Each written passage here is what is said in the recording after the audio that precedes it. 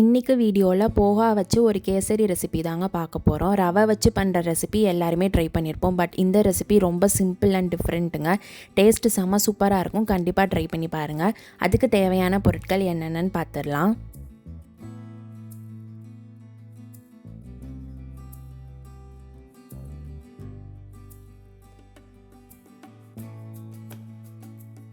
ஒரு பேனில் கீ சேர்த்துக்கலாங்க. கீ நல்லா மெல்ட் ஆகவும் நம்ம எடுத்து வச்சுருக்க கேஷ்யூ நட்ஸை சேர்த்து நல்லா ஒரு கோல்டன் ப்ரௌன் வர அளவுக்கு ரோஸ்ட் பண்ணி எடுத்து வச்சுக்கலாம்.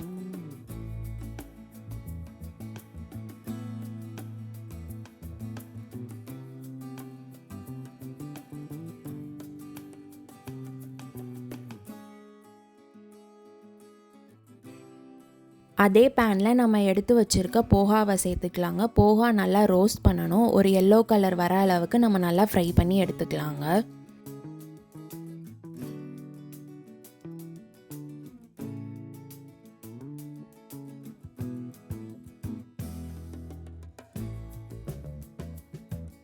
ஒரு மீடியம் ஃப்ளேமில் வச்சு போகாவை நல்லா ரோஸ்ட் பண்ணிக்கலாங்க. அதோட ஷேப் பார்த்திங்கன்னா நல்லா ஷ்ரிங்க் ஆயிடுச்சு. அது மட்டும் இல்லாமல் கலரும் நல்லா ஒரு எல்லோ கலரில் ஆயிடுச்சுங்க.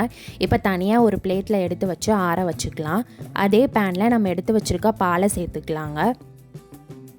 நம்ம எடுத்துருக்க அந்த அவுளோட குவான்டிட்டிக்கு ஏற்ற மாதிரி பால் சேர்த்துக்கலாங்க. சேர்த்துட்டு நல்லா பால் ஒரு 2-3 கொதி வர அளவுக்கு நம்ம பாயில் பண்ணி எடுத்துக்கலாம். நெய்யில் வறுத்து ஆற வச்சு எடுத்து அந்த அவுளை மிக்ஸி ஜாரில் சேர்த்துக்கலாங்க. சேர்த்துட்டு நல்லா மைய அரைச்சி எடுத்துக்கலாம்.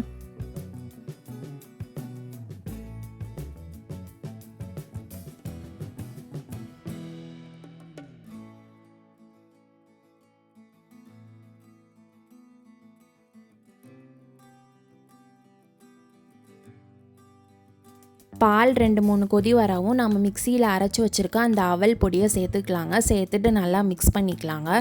அவல் நல்லா பாலில் வேகணுங்க. அந்த அளவுக்கு நம்ம மிக்ஸ் பண்ணிக்கிட்டே இருக்கணும். அப்போ தான் அதோட கன்சிஸ்டன்சி நல்லா க்ளாஸியாக இருக்குங்க. இல்லாட்டி ரொம்ப திக்காக கட்டியாக ஆரம்பிச்சிரும்.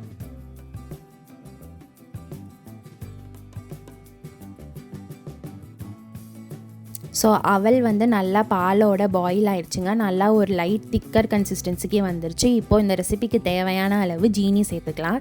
சேர்த்துட்டு அதையும் நம்ம நல்லா மிக்ஸ் பண்ணிக்கலாங்க.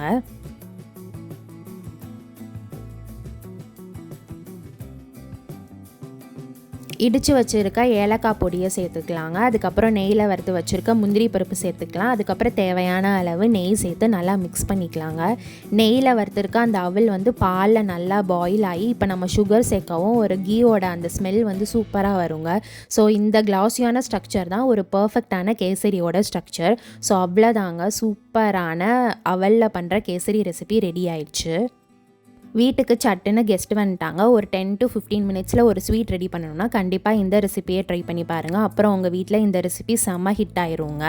இந்த மாதிரி சிம்பிள் அண்ட் டேஸ்டான யூனிக்கான ரெசிபீஸ்க்கு சோறு-ரெடியா யூடியூப் சேனலை சப்ஸ்கிரைப் பண்ணி பெல் பட்டனை கிளிக் பண்ணிக்கோங்க. உங்கள் ஃப்ரெண்ட்ஸ் அண்ட் ஃபேமிலிக்கும் ஷேர் பண்ணுங்கள். தேங்க்ஸ் ஃபார் வாட்சிங்.